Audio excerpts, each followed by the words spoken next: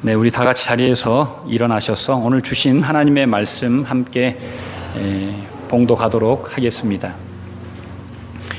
오늘 말씀의 제목은 오병이어속의 개혁이고요. 마가복음 6장 34절부터 38절 말씀입니다. 한 절씩 교독하시겠습니다. 예수께서 나오사 큰 무리를 보시고 그 목자 없는 양 같음으로 인하여 불쌍히 여기사 이에 여러 가지로 가르치시더라.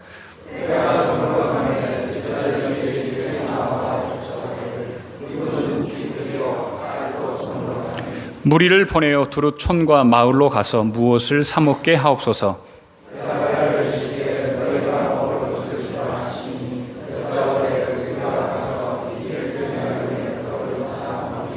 같이 읽겠습니다. 이르시되 너희에게 떡 몇 개가 있는지 가서 보라 하시니 알아보고 이르되 떡 5개와 물고기 2마리가 있더이다 하거늘. 아멘. 네, 자리에 앉으시기 바랍니다.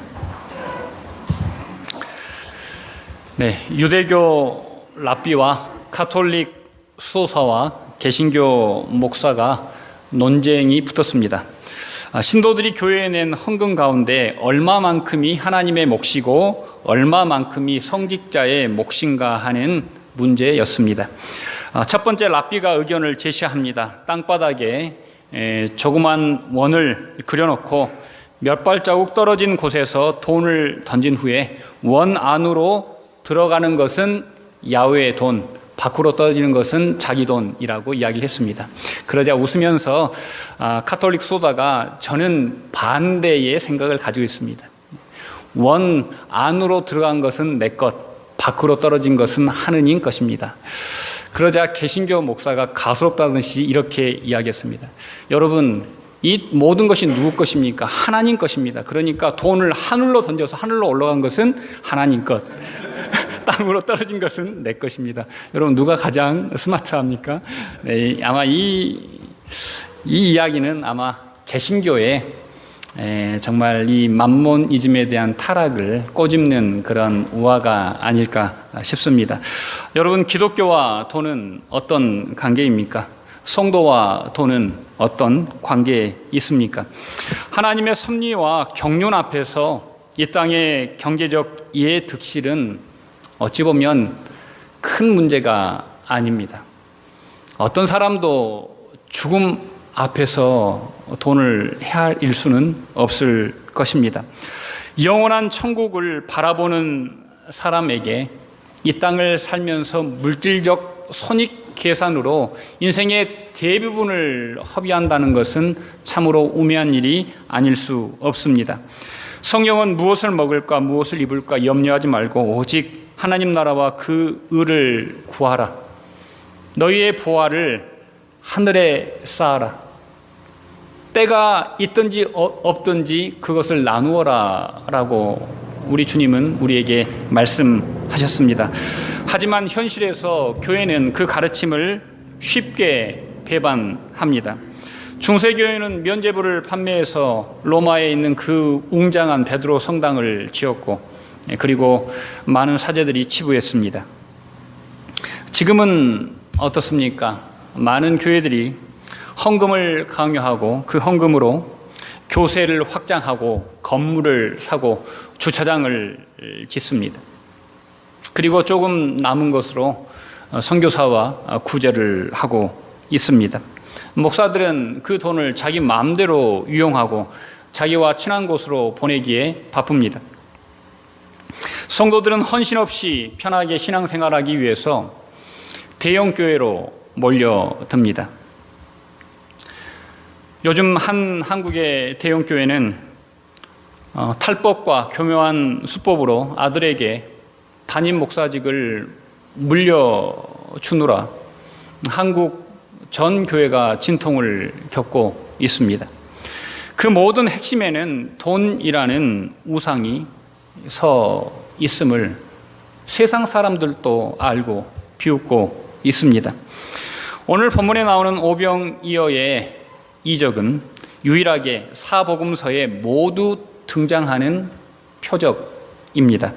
주님께서 전도 사역을 마치고 돌아오는 제자들을 향해 너희는 따로 한적한 곳에 와서 잠깐 쉬어라 라고 말씀하셨지만 백성들은 오랜만에 모처럼 휴식을 취하고자 하는 주님 일행을 쫓아 오늘 본문에 보면 벳세다 빈들, 그러니까 이 빈들은 뭐 다른 말로 고치면 광야, 이 황량한 곳까지 찾아왔음을 알 수 있습니다.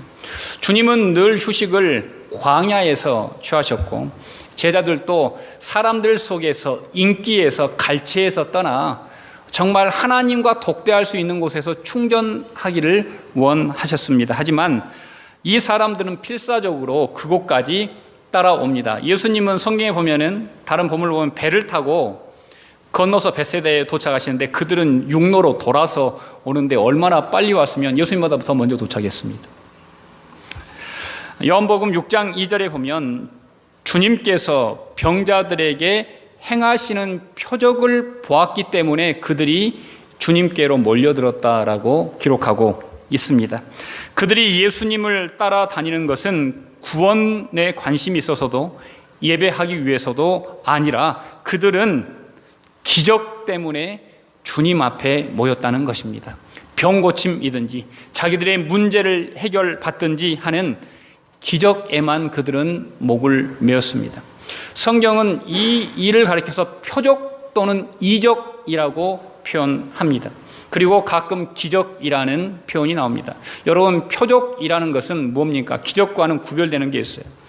기적은 맹목적으로 복만을 구하는 것이, 자기가 원하는 것을 구하는 것이 기적이라면 표적은 그 기적을 통해서 누가 드러나는 거예요? 하나님이 드러나는 게 표적입니다. 그러니까 오병이어는 기적이 아니라 표적이에요. 누가 진정한 생명의 떡인지를 보여주는 것이 오병이어의 기적이기 때문입니다. 우리는 이 본문을 통해서 사람들이 왕창 모인다고 해서 진정한 부흥이 아님을 알 수 있습니다. 성경에 보면 오병이어의 기적에 남자 성인만 5천 명이 모였으니까 여자와 아이들을 포함하고 노약자를 포함하면 적어도 2만 명의 큰 부흥이 일어났습니다. 하지만 그 무리의 목적이 하나님께 있지 않으면 그 무리들의 부흥은 전혀 능력이 없습니다. 저는 우리 헤브론 교회에 진정한 부흥이 있기를 원합니다. 하나님 때문에 모여서 예배하는 교회가 되기를 간절히 소망합니다. 자, 오늘 우리 본문 6장 34절을 한번 같이 읽도록 하겠습니다. 자, 시작. 예수께서 나오사 큰 무리를 보시고 그 목자 없는 양 같음으로 인하여 불쌍히 여기사 이에 여러 가지로 가르치시더라. 자, 지금 제자들은 휴식이 필요합니다. 쉬어야 됩니다. 오랜 전도 여행으로 지쳐 있습니다. 우리 주님도 그것을 아시고 그들에게 휴식을 주시길 원했지요. 어떤 휴식입니까? 영적인 충전을 주시기를 원했지만은 오늘 본문을 보면 휴식할 수 있는 상황이 아닙니다. 정말 많은 무리들이 예수님 앞으로 모여들었기 때문입니다. 그때 우리의 시각이 예수님의 시각과는 제자들의 시각이 전혀 다름을 알 수 있습니다. 예수님은 그들이 오늘 본문에 보면 뭐라고 나옵니까? 목자 없는 양 같음을 보시고 불쌍히 여겼다라고 기록하고 있지만 제자들의 시선은 정반대입니다. 귀찮습니다. 지금 내가 쉬어야 되는데, 내가 지금 탈진하게 생겼는데 정신없이 사람들이 모여들고 할 일이 많아지니까 제자들은 투덜대고 그 무리들을 바라보지 않고 자신만을 바라보고 있는 모습을 오늘 본문을 통해서 성경은 기록해 놓았습니다. 목자 없는 양이 어떤 처지에 있는 것입니까? 바로 부모가 없는 자식과 같은 처지가 바로 목자 없는 양입니다. 사람과 양은 누가 인도하고 보호해주는 사람이 없으면 살아갈 수가 없는 존재입니다. 몇 달 전 다큐를 보니까 아프리카 한 교회에 화장실이 우리나라처럼 재래식 화장실이 2칸인데 그 한 칸에 아이들 3명이 살고 있더라고요. 구더기가 막 올라와요. 예전에 여러분 어렸을 때 그 푸세식이라고 합니까? 재래식 화장실. 구더기가 막 올라오면 뭐 저희들 뭐 농약 뿌리고 뭐 파리약 뿌리고 했던, 그런데 거기서 막 구더기가 올라오니까 걔들이 잘 때 어떻게 자냐? 거기를 돌로 막아요. 돌로 막고 그 다음에 거기에다가 판자를 깔고 자요. 가장 큰 형이 남동생, 여동생을 꾸이다 하는데 자기가 가장 냄새나는 문 입구에서 자고, 그리고 좀 더 바람이 들어오지 않는 가장 안쪽에 막내, 그 다음 동생, 이렇게 세 명이 이렇게 자는 것을 우리가, 제가 그 다큐를 통해서 봤습니다. 그 곳은 아이들 일당이 얼마냐? 하루에 300원입니다. 그러니까 그 아이는 그 동생들을 꾸이다 하기 위해서 식량을 사려면 4시간을 걸어가서 일을 하면 300원을 받아요. 우리 돈으로. 그러면은 주먹만큼의 옥수수 가루를 받습니다. 그걸 가지고 와서 그 늦은 저녁에 아이들은 형만 기다리고 있잖아요. 그걸로 죽을 끓여요. 그래서 동생들을 먹여요. 자기는 하루 종일 일하고 걸어왔는데 못 먹어요. 왜냐하면 동생들 먹기도 부족하니까 그것만 보고 있어요. 그걸 보는데 얼마나 정말 가슴이 아픈지. 근데 그 다큐를 보고 한국 교회에 있는 성도들이 후원을 해서 그 아이의 집을 아마 지금 정도면 완성이 됐을 것입니다. 오늘 본문에 특별히 불쌍히 여기셨다라는 헬라어를 원어로 찾아보면 창자가 끊어지는 아픔을 느꼈다라는 표현입니다. 우리 주님은 사람들을 보실 때 그 사람의 영혼을 보시고 그 사람의 아픔을 보시고 그 사람을 불쌍히 여기셨다라고 이야기합니다. 지금 우리가 그리스도인으로 살면서 우리의 가장 큰 문제는 우리의 눈에 개혁이 일어나지 않는다는 것입니다. 우리는 우리가 보고 싶은 것만 보고 우리가 듣고 싶은 것만 들리는 그런 삶을 살아갔기 때문입니다. 하지만 우리 주님은 그들을 불쌍히 여기셨습니다. 지금 이 성경을 쭉 보면 지금 이 오병이어의 사건이 있는 때가 6월절이에요. 자, 그리고 앞으로 1년 후 6월절에는 예수님이 십자가에 못 박히십니다. 우리 주님은 앞으로의 모든 것을 미리 다 아십니다. 이 무리들이 1년 후에 어떻게 돌변하실까를 너무나 잘 아세요. 그럼에도 불구하고 우리 주님은 그들을 어떻게 보셨다고요? 불쌍히, 안타깝게, 한 영혼이라도 정말 살려야 되는데 하는 심정으로 그들을 보셨다는 것을 우리가 알 수 있습니다. 누가복음 10장에 보면은 선한 사마리아인 비유가 나오는데요. 거기에 세 사람이 나옵니다. 강도를 포함하면 4사람이죠. 자, 레위인, 제사장, 사마리아인 이렇게 나옵니다. 먼저 제사장과 레위인이 지나가고요. 그리고 사마리아인이 지나갑니다. 제사장과 레위인은 그냥 강도당한 곧 죽게 생긴 사람을 보고 그냥 지나칩니다. 하지만 사마리아 사람은 그 사람 앞에서 멈춰서 그 사람을 살리는 일에 자기의 모든 것을 쏟아붓는 장면을 여러분들은 기억하실 것입니다. 누가복음 10장 33절에 보면 어떤 사람은 여행 중에 거기 이르러 그를 보고 불쌍히 여겨. 자, 어떤 사마리아 사람은 여행 중 거기 이르러 그를 보고 어떻게 여겼다고요? 불쌍히 여겼습니다. 예수님과 같은 마음으로 그를 쳐다보았다는 말씀입니다. 우리가 인생을 살면서 내 상황만을 생각하느냐, 다른 사람의 상황을 보느냐가 상당히 중요한 관점입니다. 먼저 제사장과 레위인은 자기만 봅니다. 그래서 내가 저 사람을 도와주면 얼마나 손해가 날까? 내가 저 사람을 도와주면 내일에 얼마나 지장이 생길까를 생각합니다. 하지만 선한 사마리아인은 상대방을 보죠. 내가 저 사람을 도와주면 저 사람은 살 수 있을까?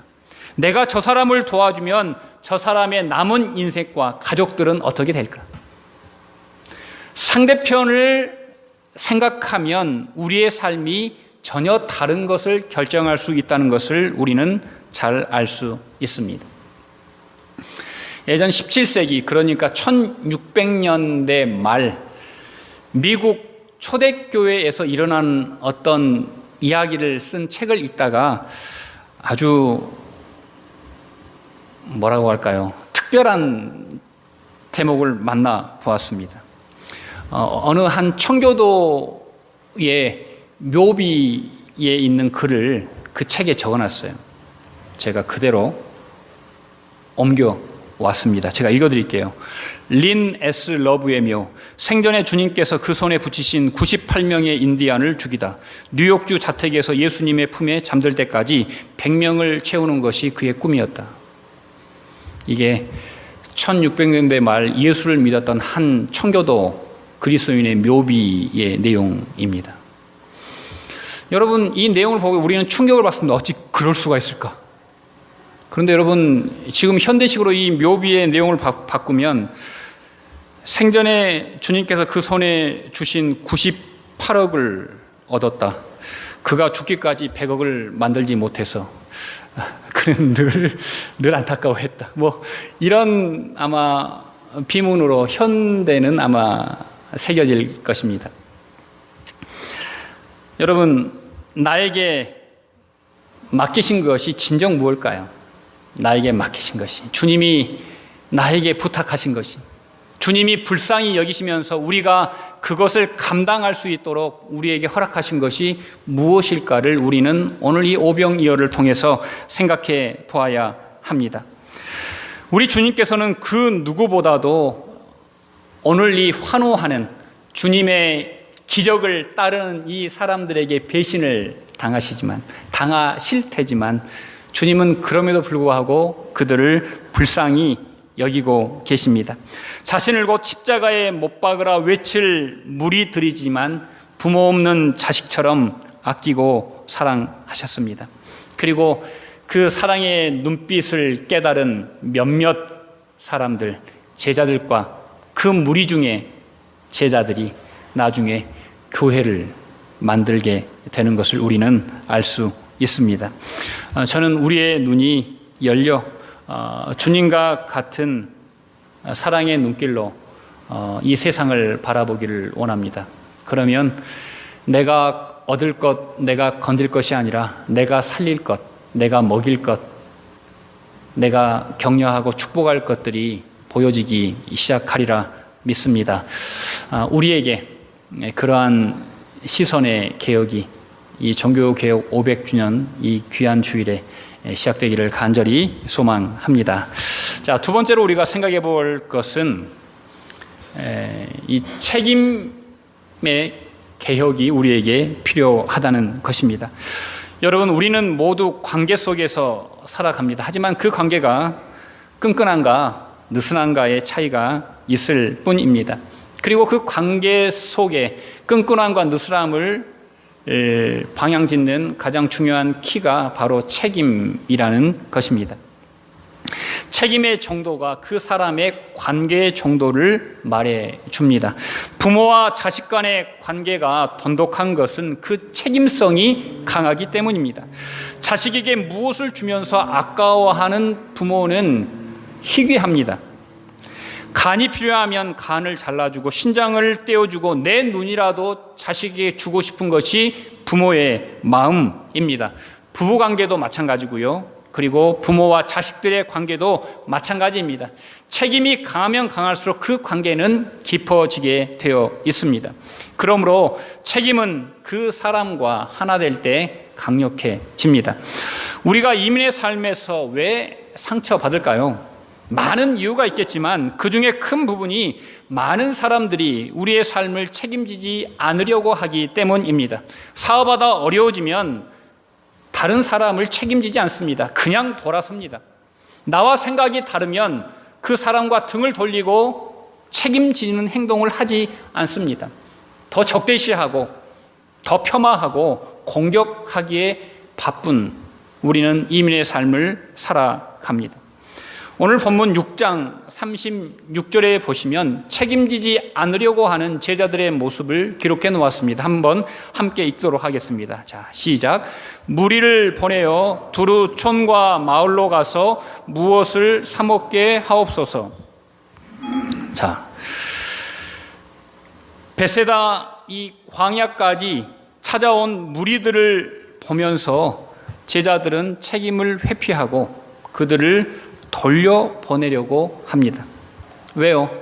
자신들과 상관이 없는 사람들이기 때문입니다. 그들의 아픔과 눈물, 배고픔이 자신들과는 전혀 관계가 없고 무관하기 때문입니다.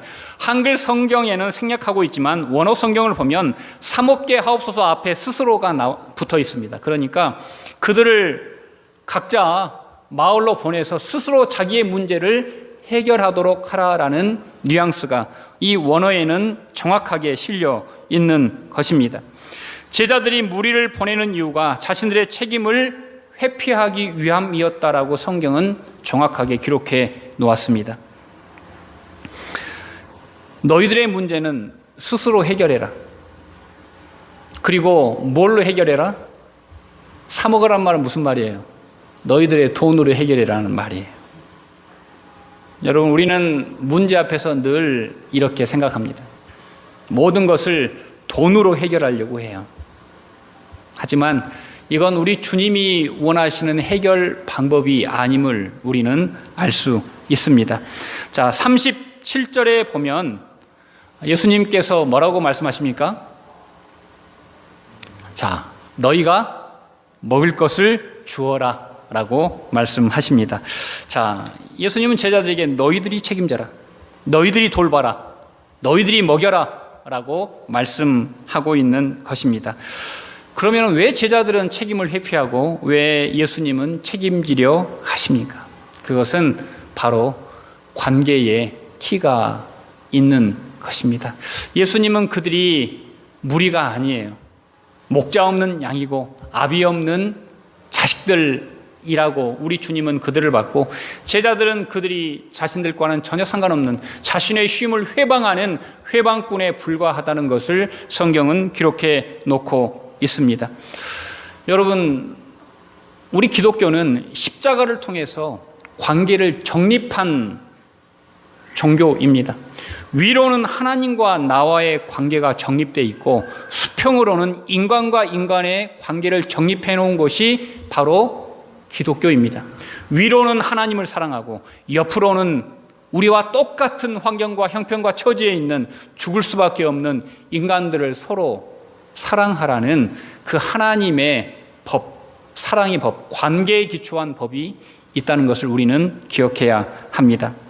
여러분, 예수님의 십자가는 이것을 우리에게 증거하고 있습니다. 우리 하나님은 어떤 하나님이십니까? 책임지는 하나님이십니다. 우리와 깊은 친밀함을 가지고 우리를 늘 불쌍히 여기시고 우리를 보호하시는 분이십니다. 그리고 그 하나님은 십자가로 그 책임을 어떻게 하십니까? 감당하셨습니다. 그 아들을 십자가에서 죽이심으로 그 관계에 대한 책임을 증명하셨습니다. 내가 이만큼 너와 가깝고 내가 이만큼 너를 사랑한다고 우리 주님은 십자가로 우리에게 그 사랑을 표현하셨다는 말씀입니다. 여러분, 책임진다는 것은 무엇입니까? 책임진다는 것은 한 사람의 영혼을 살리는 일입니다. 책임진다는 것은 주님의 일을 내가 감당하겠다는 결단입니다. 우리가 룻기를 한번 같이 말씀을 나누지 않았습니까? 룻기에 있는 그 사람들과의 관계를 무엇이 이어줍니까? 서로에 대한 책임이 이어줍니다. 나오미는 룻을 책임지려 하고, 룻은 나오미를 책임지려 하고, 보아스는 룻을 책임지려 하고, 그 모든 구성원들이 서로가 서로를 책임지려 할 때 그 공동체는 사사시대지만 살아나고 희망의 빛이 생깁니다. 그리고 거기에서 다윗의 자손, 생명이 태어나는 것을 우리는 이미 배웠습니다. 사무엘상 17장 34절에서 37절을 보면 다윗이 아버지의 양들을 돌보면서 사자와 곰을 몇 번 만났다고 나옵니까? 3번 사자와 곰이 등장합니다. 아마 목동하면서 사자와 곰을 그렇게 만나는 목동이 드물 거예요. 우리말로 하면 참 재수가 참 없는 목동입니다. 그렇지 않습니까? 그런데 그 당시에 보통 목동들은 사자와 곰이 나타나면 어떻게 했을까요? 도망치든지 방치했습니다. 왜냐하면 그 목동이 돌보는 양은 자기의 양이 아니기 때문입니다. 자기가 살기 위해서 양들을 그냥 늑대에 물어 뜯기든지 사자와 곰에 찢기든지 그냥 방치하고 도망쳤어요. 그런데 다윗은 3번 다 사자와 곰과 싸워서 양떼를 살려냈다는 기록이 사무엘상에 기록되어져 있습니다. 다윗은 같은 목동이었지만 자신은 죽더라도 양을 살리려는 책임을 다합니다.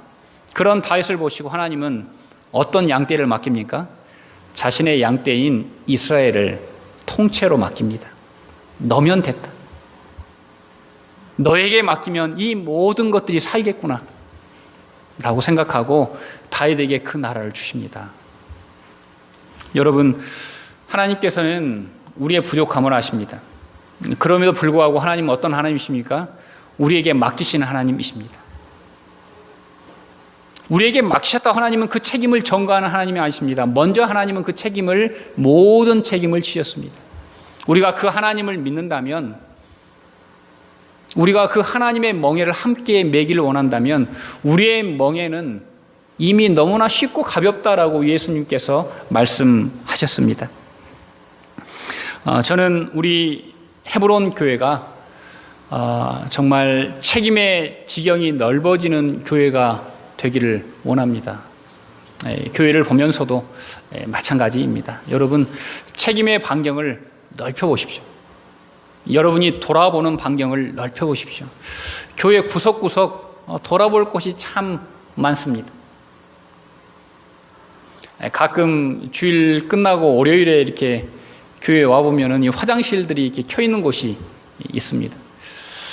한 분이라도 가시면서 구석구석 돌아봤으면 좋았을 텐데 라는 그런 아쉬움이 있습니다. 하지만 저희 교회는 어떤 면에서 너무나 감사한 부분이 많습니다. 왜냐하면 많은 성도들이 책임의 반경을 넓히고 계시기 때문입니다. 앞으로도 하나님께서 맡기시는 일을 기쁨으로 감당할 수 있는 여러분과 제가 되시기를 간절히 기도드립니다.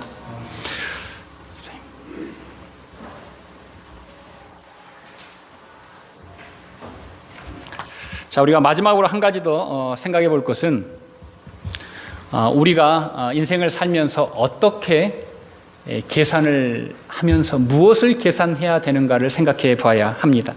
자, 마가복음 6장 37절 한번 같이 읽겠습니다. 자, 시작. 대답하여 이르시되 너희가 먹을 것을 주라 하시니 여짜오되 우리가 가서 200데나리온의 떡을 사다 먹이리이까. 자, 1데나리온은 그 당시 노동자 하루 품삯입니다. 그러니까 200데나리온은 200일치 품삯이고요. 뭐 한국에서 보니까 요즘 막노동하는 그곳에 대학생들이 10만 원, 많이 받으면 12만 원 받는데요. 뭐 전문직들은 많이 받겠지만 그러면 10만 원으로 잡으면 2천만 원입니다. 그냥 우리 한국 돈으로 환산하면 쉽게 2천만 원이에요. 아까 모인 사람의 숫자가 2만 명이라고 그랬으면 1인당 얼마입니까? 1인당 1,000원입니다. 요한복음에 보면 이 계산을 누가 하냐? 빌립이 해요. 제자가 빌립이 하는데, 자, 그러면 여러분 이 1,000원이라는 점심값이 많은 돈이 아니에요. 최소로 잡았다. 오늘 본문에 보면 가장 약하게 점심값을 책정한 것이 이 정도 금액이 나왔다는 것입니다. 여러분, 우리가 왜 헌신하려다가 중간에 포기할까요? 그건 계산할 때 우리는 쉽게 포기할 수밖에 없습니다. 계산에 능한 사람들이 헌신하는 것을 저는 보질 못했습니다. 지금까지 목회하면서 정말 주위에 많은 사람이 있었지만 계산하는 사람이 헌신하는 걸 못 봤어요. 부자가 헌신하는 건 더더욱 어렵습니다. 저는 우리 헤브론 교회에 소망이 있는 이유 중에 하나가 바로 이 부분이라고 믿습니다. 여기에 모인 분들의 특징이 하나님의 교회이기에 계산하지 않고 모였다는 것입니다. 내 이익을 생각하지 않고 개척교회를 선택했어요. 우리 성도들 중에는 사업하는 분들이 많습니다. 우선 사업하려면 사람들이 많아야 돼요. 많은 곳에 가야 돼요. 그래야 거기에 건질 게 있죠. 그런데 우리 교회 성도들은 사업하고 다 각자의 일을 하지만 그 부분과 신앙의 일을 계산하지 않았어요. 어찌 보면 더 엄밀하게 말하면 제대로 계산하고 우리 교인들이 헤브론 교회에 모인 거예요. 그래서 저는 헤브론 교회에 소망이 있다고 믿습니다. 오늘 본문에 나온 오병이의 도시락을 그냥 생각하지 않고 제 거라도 필요하시다면 하고 주님 손에 올려드렸던 어린 아이와 같은 마음으로 모인 분들이 우리 교회의 전부라는 것입니다. 저는 그게 너무 감사해요. 저도 개척하면서 계산하지 않았습니다. 브라질 오면서 계산하지 않았습니다. 저는 한국에서 집 없는 서름을 많이 당해봤어요. 이사도 참 많이 당했어요.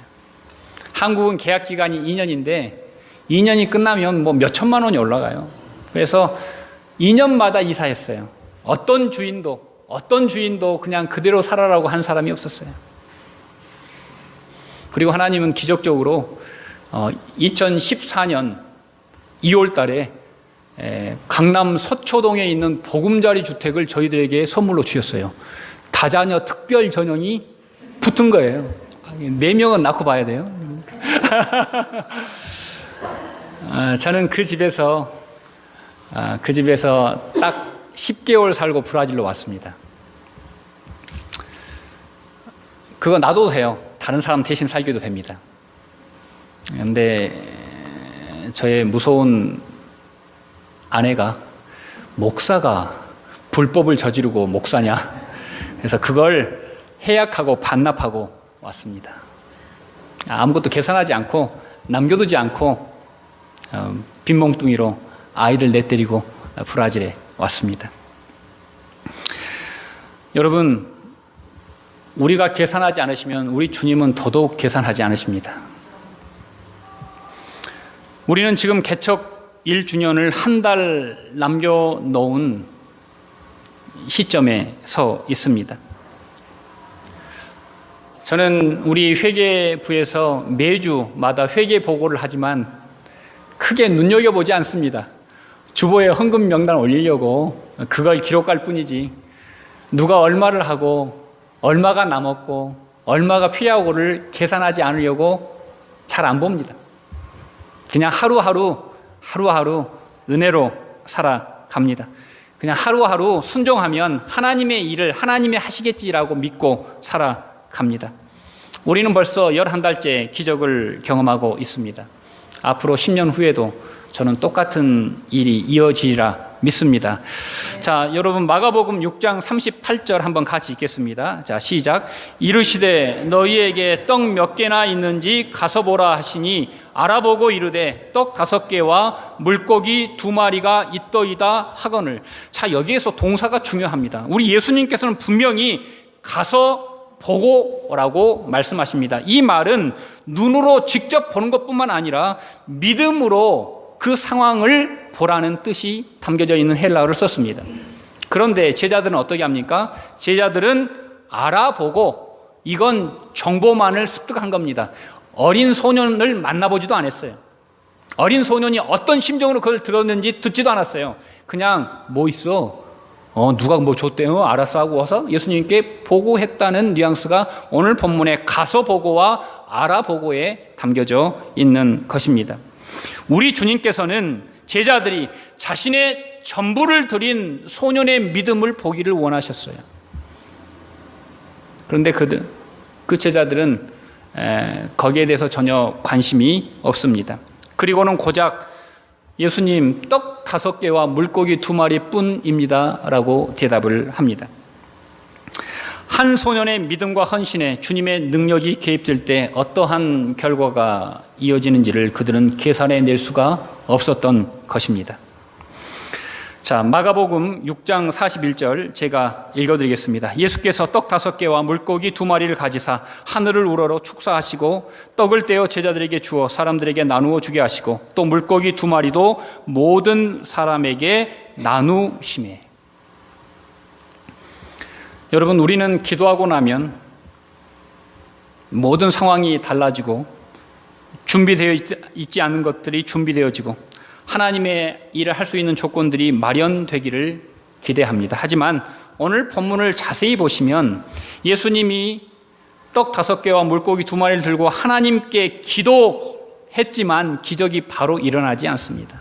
어떻게 될 때 나누어 주게 하시고 그걸 어떻게 할 때 제자들이 나누어 줄 때 기적이 출발함을 우리는 성경에서 볼 수 있습니다.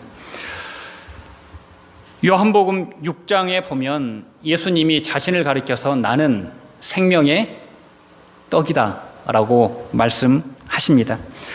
예수님이 이 말씀을 하기 전에 요한복음에 보면 오병이어의 기적이 나옵니다. 그리고 예수님이 자신을 생명의 떡이라고 말씀하십니다. 그렇다면 오병이어는 우리가 먹고 영생을 얻게 될 주님의 살과 피를 상징하는 것입니다.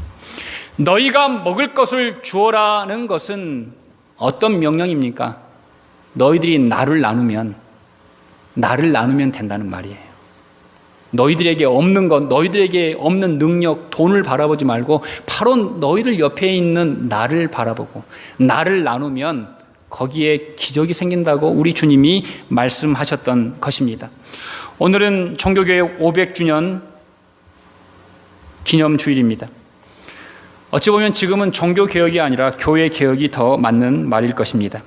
여러분, 개혁이 무엇입니까? 개혁은 새로운 것을 만들어내는 것이 아니라 원래 종교개혁은 우리 서집사님이 기도하셨던 대로 원래 하나님이 원하셨던 자리로 회복, 복귀, 돌아가는 것이 종교개혁입니다.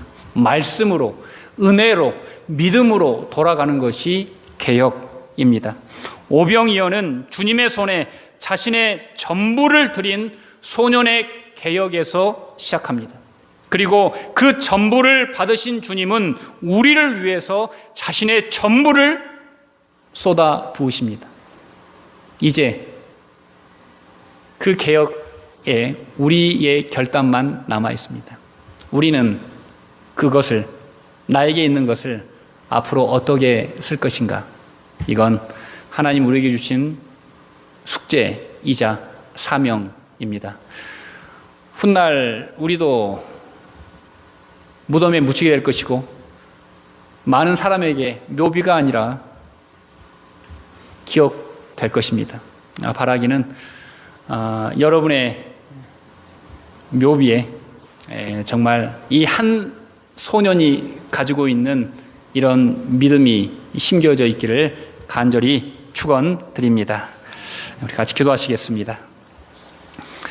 좋으신 하나님, 감사합니다. 오늘 하나님이 허락하신 오병이어 생명의 떡이신 예수님을 받아 먹었던 많은 사람들의 삶을 오늘 말씀을 통해서 보게 되었습니다. 오병이어가 있기까지 우리 주님은 우리 제자들의 신앙과 눈과 비전이 개혁되기를 간절히 원하셨습니다. 그리고 그 제자들이 예수님의 살과 피를 먹으면서 정말 십자가의 사랑을 감당하는 증인들이 되었던 것을 우리는 보게 됩니다.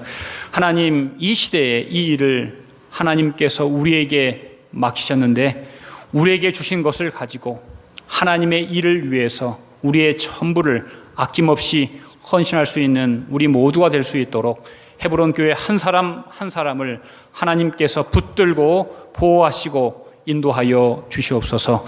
예수님 이름 받들어 간절히 기도드리옵나이다.